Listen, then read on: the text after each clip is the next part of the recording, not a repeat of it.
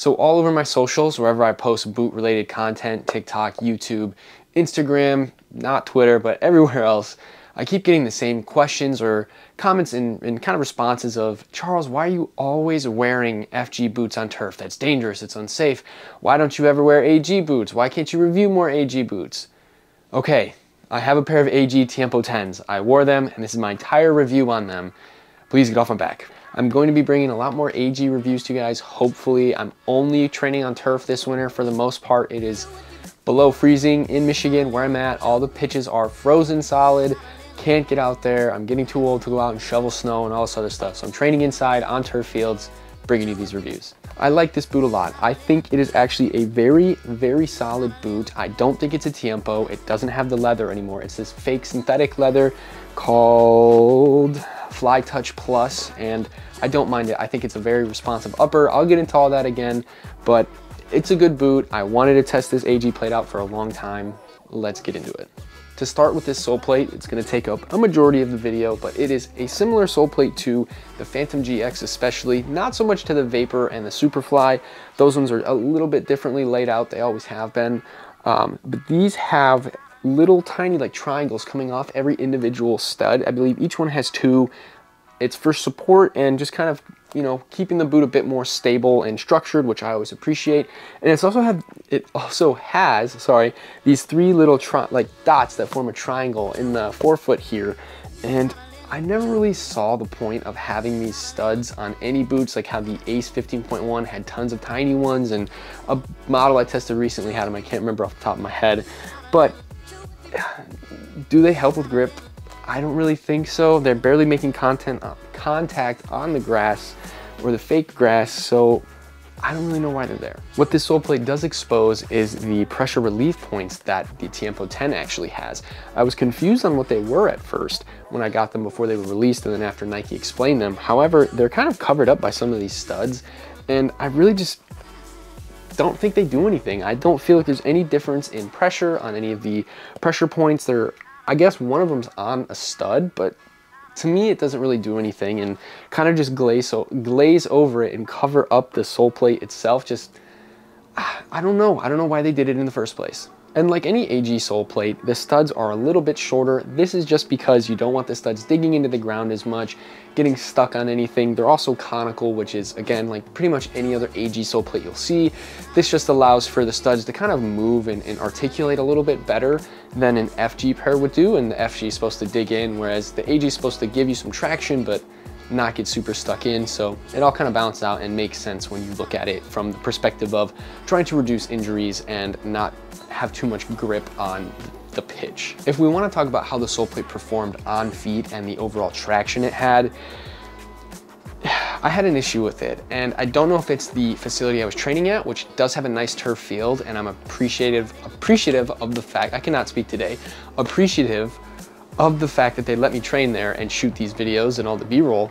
But anytime I would cut really hard to do one of the normal pieces of B-roll I do, I just call it sprint and cut, because I just sprint right at the camera and cut away, and I would slip every time. And I think it's just because I would go to plant and my foot's kind of like this when I plant, and because of how short the studs are, they don't really catch the ground properly, and the boot kind of just slides like this. Now, if I didn't do that extremely hard, I had no issues.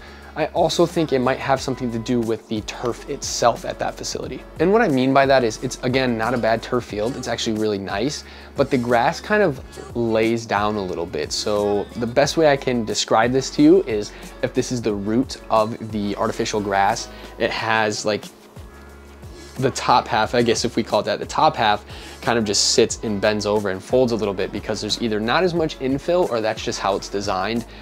Either way, I'm impartial to it. The other facility I do a lot of this content at as well has a more traditional turf field where the turf's a little bit shorter, but it's infill almost all the way up, so the turf's always upright. And I never have any issues there. I wasn't able to film there for these Tiempos, nor when I was playing there in these AG Tiempos did I really think to cut very hard and see if I would slip. I don't think I would have, but if the issue is not the turf, then I would have, so I guess I can't say for certain, but that's just the problem I had. But overall, this sole plate was pretty nice to wear. It was comfortable. I didn't have any pressure points with it, so that is always good.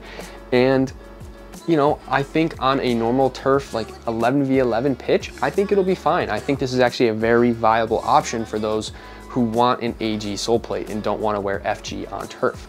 Now, I also did something I would not recommend anybody do, and that is wearing one FG boot and one AG boot. I think it was my left foot had the white Tiempo prototype in the FG, and then my right foot had this. I could be wrong, could be flip-flopped. It was a few days ago, so sorry about that. But I just wouldn't recommend it because your feet are definitely elevated at two different levels, and that is not good to do. That's a good way to get injured, but I wanted to do it to test everything out.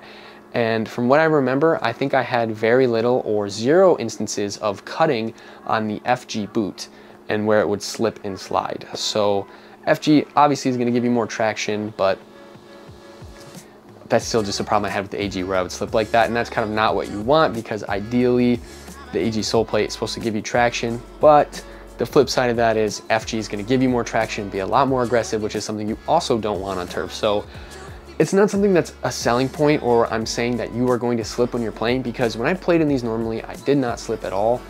It's just something that happened to me in the testing phase. So don't think of this as a game changer, like, oh, I'm gonna slip in this AG sole plate if I wear it on turf. Like, you're not going to, maybe once or twice, but you also do that with normal boots as well. So yeah, to mention what I said in the beginning of this video of getting all these comments and questions of, oh, you wear FG on turf. And while yes, you need to be careful with what sole plates you're wearing on turf, if it's not a crappy turf field, you should be fine. Now, if you're wearing something more aggressive, like the New Balance Furon V7 Pro, yes, I did struggle saying that, that's why I cut it. Just be careful, because that is all chevron studs and it is very, very aggressive. But a normal sole plate, like the FG version of these, are pretty conical studs besides the blades and the heel. And to be honest, the heel is not really the issue when you're planting and turning and rotating. So you're usually okay. But if you can get a pair of AG boots, obviously get them, wear them on AG, wear them on turf. It's just the safest thing you can do. So now I'm gonna go over the rest of the specs on this boot if you haven't seen one of my Tiempo Legend 10 Elite reviews before. The upper is not a leather upper, I mentioned this earlier, and I also think that this shouldn't have been a Tiempo at all. It should have been its own line, or they should have restarted the CTR boots, because it feels more like a CTR. Now this Fly Touch Plus upper is better than Kangalite. I will die on that hill. I like this a lot more than that, but it just doesn't quite feel like an actual Tiempo. If you wear the Tiempo 9 and then you wear the Tiempo 10, you're gonna be like, oh, this isn't even a Tiempo.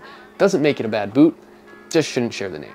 Now, the touch is great with this Fly Touch Plus upper. I think it's very comfortable. I'd never had any issues when I was wearing these boots. And what's also interesting is they've changed the heel construction on the Tiempo 10 from the Tiempo 9, whereas it's always a one-piece, more synthetic backing and more structure, to kind of giving it a lot more flexibility with this knit heel that they've done here. And I like that a lot more. Now, I haven't gotten blisters on boots in almost a year, and whether that's because my feet are tough, I just am lucky, or I'm wearing so many different pairs of boots. I wear probably a new pair of boots every 5 days just to test them and then get the next pair going. So anyways, I like that this heel is in the back and it's padded and it's flexible and it's knit. It's just a lot more comfortable. I think for those of you who have issues with your Achilles rubbing, your heel rubbing, that's gonna go away. It's a really nice addition to this boot. And it also has a knit upper. It's not technically one piece because the upper is stitched into the boot itself, but it's still very comfortable. I don't have to worry about tongue slippage with these boots, and that's something as a person with wide feet I have to deal with a lot. Luckily, not an issue with these. Nice, just normal knit upper. For sizing, I went with my 9 US. It's the size I've worn in the other 2 models I have of this. It fits pretty comfortably.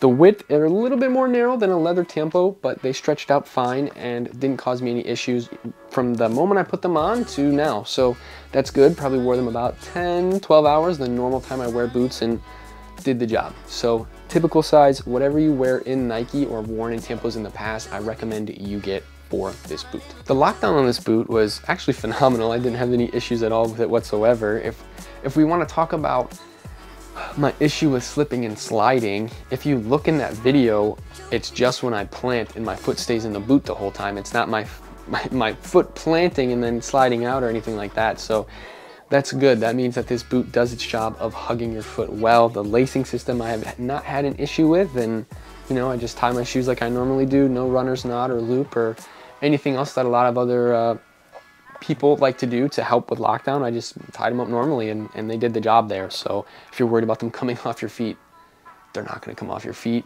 Durability is something I don't always feel like my opinion holds a lot of weight on because I don't wear these boots for long periods of time. I feel like to really gauge durability of a pair of boots, you need to wear them till they break, till they rip, till they're, you know, at least start to show signs of wearing before you can comment. But what I can comment on is that they held together well. And I always have this theory that AG boots are built a little bit tougher than FG boots. And that's because turf pitches tear up boots. They really do. They cause a lot of damage on the toes, and you often see a lot of sole separation right at the toe here, right at this point, and nothing on this pair at all, nothing on the right boot, nothing on the left boot down there either. Only real issue is, you know, you get stains from when you play on turf, all the black pellets and stuff, and I'm not one to really clean my boots or obsess over cleaning my boots. Obviously, if they're muddy, I'll clean them sometimes, but I just don't care what they look like. I'm not going to wear them that long usually, and even my 11 Pros that I wear and all the boots in my rotation, they don't get clean. They just get stained and dirty, and they're worn, but that's the only issue with these boots. So it's good. Durability is good for spending, what, $275 on a pair of AG boots because I had to pay full retail for these.